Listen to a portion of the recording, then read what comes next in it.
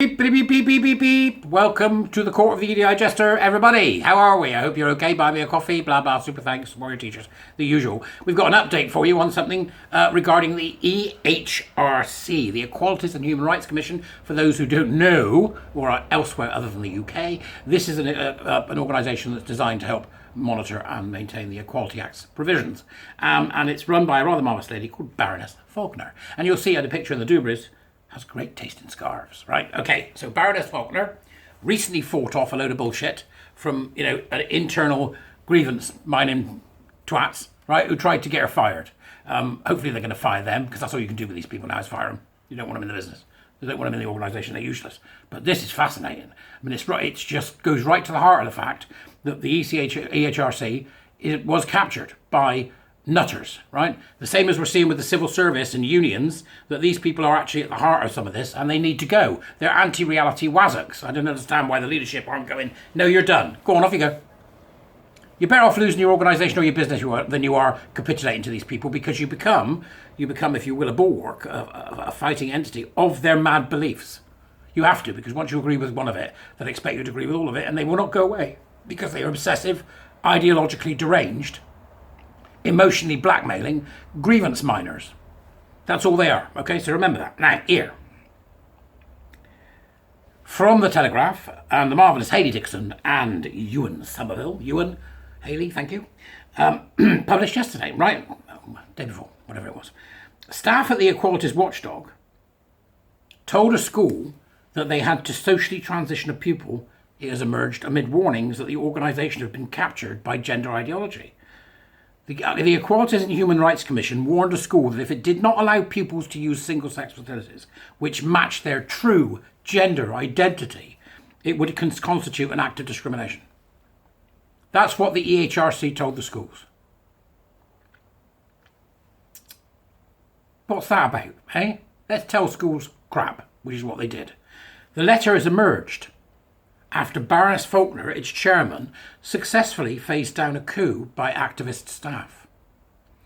As she tried to rebalance the Commission's approach to trans rights, her allies said the shocking letter was the kind of behaviour at the captured organisation that she was attempting to change.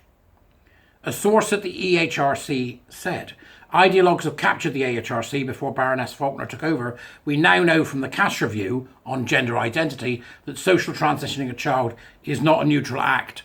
Back to that word again, folks, that we're already familiar with. Iatrogenic, socially transitioning, is the harm. The minute you start that, the minute you give credence to gender identity, ideology, the minute you give credence to the idea of a gender identity, you are committing harm. Psychological and medical harm. You are committing harm. It is iatrogenic. So don't let anybody tell you gender identity is real, because by affirming their delusion, you're actually causing them harm. Remember that, okay? It's important. So social transitioning in particular is the beginning of the trans train. And once the kids do that, it's almost likely to be game over. The school's head teacher received the letter in 2016. This has been going on a while, folks. After a girl in year 10, who identified as a boy, complained to mermaids. Why is it these filthy creatures are always at the bottom of this? The trans lobby group, that teachers were not letting her use the boys' changing rooms or play rugby.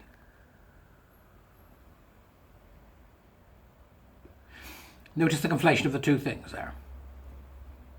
Using the boys' changing rooms, no. And play rugby. Well, you can play rugby, but not with the boys.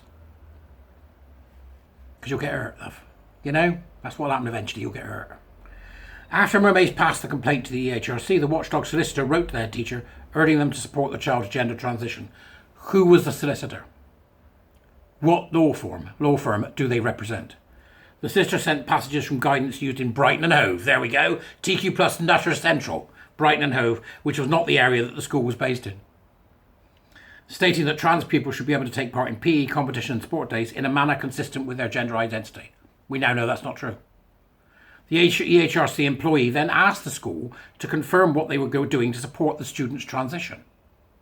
The documents seen by this newspaper show that in the same year, EHRC staff met with mermaids as part of a scoping exercise to see if there were any test cases on trans discrimination that they could take to court.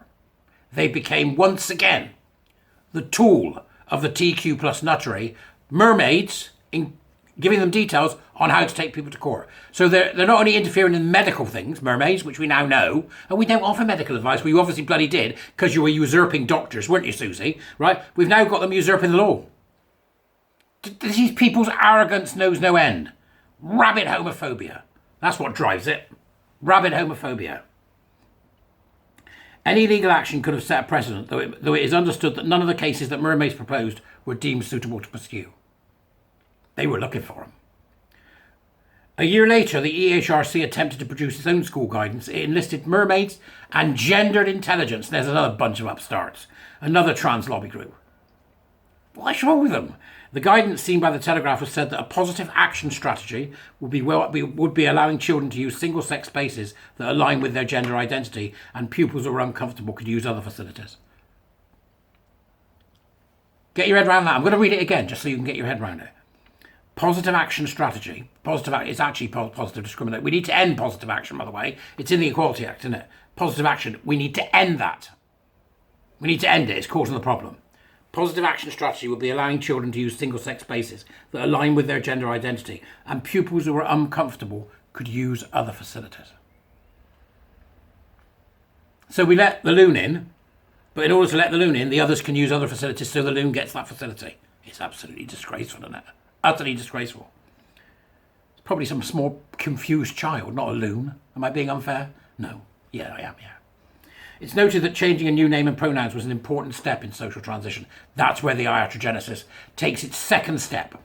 The first step of iatrogenic harm is when you allow someone to think, believe, or assert that gender identity is real. It is not real. It is a fantasy. Don't give an inch. What follows is too dangerous.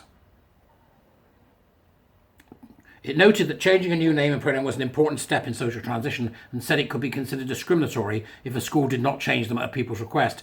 It said that parents should be consulted where possible. It starts. Eh? The EHRC draft guidance was abandoned when Lady Faulkner was appointed in December 2020. A spokesman said that after she was appointed, they reviewed the draft and felt it was beyond our equality law remit. How many times do I have to say? And others said, don't go beyond the Equality Act. Don't have affinity groups. So we need to get the positive action out of the Equality Act. So you can't take any positive action. You cannot elevate one group above another, except the disabled. Except the disabled, right? You should be given every opportunity we can, right? Secondly, we've got to make sure that we don't go beyond the Equality Act by having affinity groups, special days, LGBTQ plus days, or, I've got a hole in my ass days, or when did you last see your father days, or, hands, knees and bumps days. We don't care, right? And it shouldn't be happening in the workplace. None of this, isn't it? Let's celebrate blackness. Let's celebrate whiteness. No, none of it. It all goes. Every single last bit. None of it. Get rid of positive action. No affinity groups. The AHR source added, while this letter and guidance are shocking, they are unsurprising because it was known that extreme trans activism was hiding in plain sight at the EHRC before Lady Faulkner took over. We need a public inquiry, and we need it now. That public inquiry should take in the civil service, any quango that's attached to government, any organisation that receives government funding. It will be one of the biggest public inquiries in history. That's my prediction. And that public inquiry should be headed by people who are grounded in reality, who recognise how dangerous critical social justice is, and who go into these organisations with a remit to gut them. Sounds McCarthy, doesn't it? Well, you reap what you sow, you mad trans nutters. Don't you? You reap what you sow. Don't look at me. I didn't cause this. You did. Right? You did. With your ridiculous and extreme demands that are anti-reality and anti-human. The TQ plus caused this. Along with, Black Lives Matters and all the other critical social justice nutters in the environmental lobby. You caused this with your ridiculous, incessant, power and oppression grievance tales. You caused it.